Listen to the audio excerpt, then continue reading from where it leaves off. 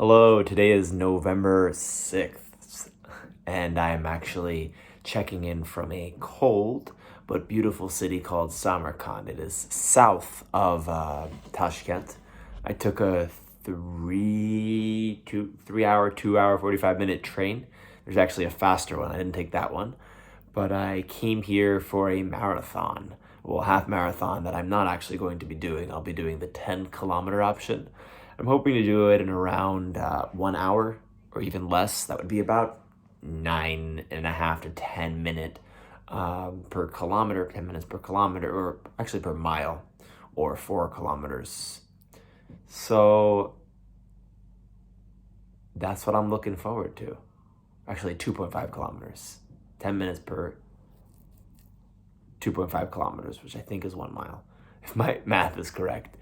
And I'm staying in a pretty nice home that was actually converted into I guess you could say it's an Airbnb, but it's not an Airbnb. It's kind of like a bed and breakfast. And it's a person's home, and they've transformed some areas into it for tourists to stay in. And what I like about it is they have a hurman tree that's growing right in the courtyard. A lot of the homes here in Samarkand have courtyards, well, some of them. And I've had the great opportunity to explore around Registan. Registan is a beautiful complex. My understanding is it used to be a sort of university, both for Islamic studies as well as studies in astronomy, science, just a place of great learning and knowledge.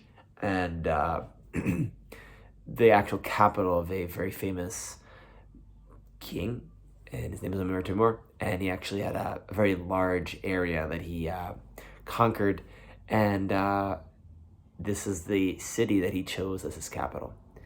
And today I've explored around with some of the other American teachers, and it's really cold. However, it's very beautiful, and during the day it's a little less cold. And tomorrow we're going to be running the race. It's going to be starting around 9 a.m. and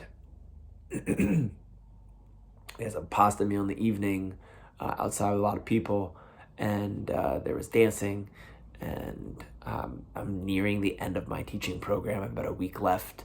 It's kind of sad because I've really enjoyed working with really inspiring and excited teachers.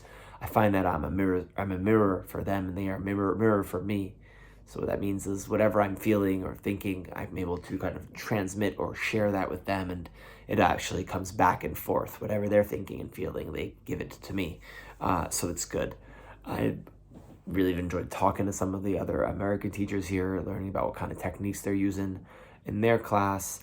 And I'd have to say the beautiful experience that I just wanted to share with you was on arrival, well, even on my way from Tashkent here to Samarkand, I did not have a sense of the exact location of my hostel. I knew the name, it was called Giza, but I didn't know how to get to it, and I couldn't find it on Google Maps or Yandex Maps.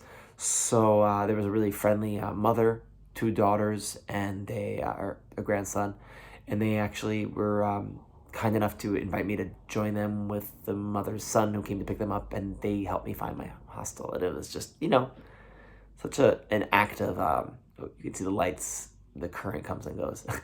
But it was just an act of like kindness, and I was just so impressed. And I had also like tried to share whatever candies I had, and we had nice conversations. They, taught me a couple words in Uzbek and Russian. The key I've noticed in language learning, and I can't do it for every word, maybe because I'm not spending enough time to really contemplate every word, is to create a mnemonic device or a way of remembering what that word connects to with some bit of knowledge that I have. So the example that I had was based on the New York accent. I could say, "Hey, you want to talk to me? You're trying to talk to me? You're trying to talk to me?" And tuvok is chicken, right? So you're trying to talk to the chicken? You're trying to talk to who? So just like that connection of talk, tuvok, it just connected with me. And I feel like it's a word that I don't remember usually. And something I like to order because I like eating chicken. So hope they'll remember it. It's just a small thing that came up when I was talking to them And I noticed that when I'm able to make those connections, immediately a word is mine, and I just have it in my pocket. So they helped me find my hostel. It was really nice. Well, the Airbnb, not an Airbnb, the bed and breakfast. And I'm looking forward to the run tomorrow.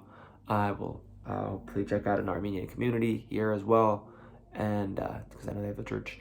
And then I will probably head back home. I have a friend who has a birthday as well, who's here, and that's about it. I also made a song today, which I'm pretty excited about. I could actually play it for you if you want to hear it. I have an aspiration to use my creative energy and focus it in a way which would involve me making music based on the curriculum, and potentially, I mean, it's a whole other project, but potentially taking lyrics and creating lyrics out of simple concepts in the book, that's textbook, well, for maybe different grades, and to share them with teachers and see if that helps kids get excited more about learning. Because I think a lot of the time learning is very one way. Imagine a highway that only had one way. Yeah, that could be the same sense of a teacher who is just, focusing a lot on giving information, meaning it's a one-way highway, but doesn't have time to necessarily hear back what information was understood or observe what's happening in the classroom. So it's an idea that I had to bring a little bit of a creative spark into the learning relationship, because it is a relationship between teachers and students. Another idea that I have been pondering was having teachers just create very short videos, maybe 2 minutes, potentially in English, and definitely in English, but potentially in Uzbek too, where they would just quickly say, instructions for an activity. And my thought was that if they could do this, even for one activity, they could show a degree of mastery which is higher than just learning, because when you teach something back, you own it better. And it takes time to prepare. It's a sort of task I'm aspiring to share with some teachers who may be interested in participating in being able to create something simple that would allow teachers to have a tangible thing that they could look at, a month or two down the line after this training that we're giving, so that, when they learned all these great ideas, but they were curious, how could I apply it? They could potentially, listen to these videos that would be them teaching and them learning from each other. So thank you so much. And I'm going to end with my song because I'm pretty excited about it. I'm hoping to make one more often. Once again, my goal was language learning, to learn at least 5 words a day. I got a book here. I could probably do it. I mean, it's already 10:30. I got to go to bed. But I just want it to be continual. And I do have a ping pong teacher. I'm really excited about that. Excuse me, I'm talking quickly. I'm excited. And that's it. One really interesting thing about paper. Samarkand became really famous for paper. There was a war, I think, back in the past, when China was trying to enter, I think, at the Kyrgyzstan. And I believe around 20,000 Chinese people were taken sort of as prisoners. And a lot of them, some of them knew how to manufacture paper. So they brought that technology and that knowledge here to Uzbekistan. And then Samarkand became an area of producing a lot of paper and high quality paper. So with that, I am going to play for you a song, and I hope that you enjoy it. And you'll let me know what you think about it.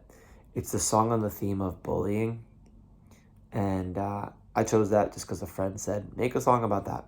And I said, okay. And I want to play it for you. And my aspiration is to not just start lots of things, but to complete them. So otherwise, what is the point of creativity, right? So let's check out this song. It's to an instrumental by Miyagi.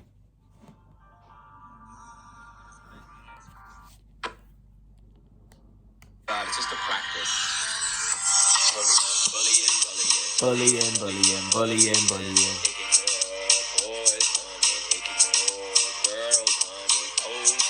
Slapping, beating, cyber bullying, text bullying, punching, school bullying, choking, spreading, gossiping, rumors, teasing, scaring. It's not good, it's bullying. bullying. Emotional, verbal, or physical bullying, bullying.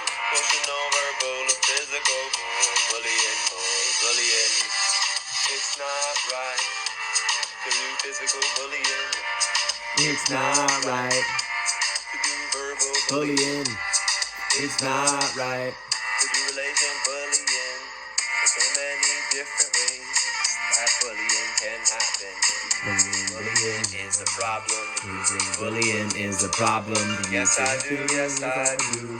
I even remember one time too. Using bullying is a problem. Using bullying is a problem. Yes, I do. Yes, I do. Bullying, taking your boys' money, poking, slapping, beating, cyberbullying, sex bullying, punching, school bullying, choking, spreading rumors and gossiping, teasing and scaring, emotional, verbal, physical, bullying, bullying. You think it's a problem? Yes, I do. Yes, I do. I even remember one example of one time I saw bullying, or I was bullied. Bullying, bullying, verbal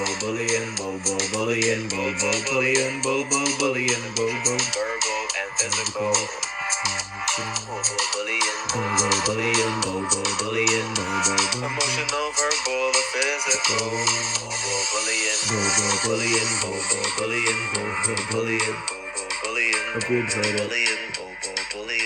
emotional or physical, or verbal bullying. Thank you. I'll let you know how that race goes tomorrow, and hopefully I can make more songs to share with you soon. Take care.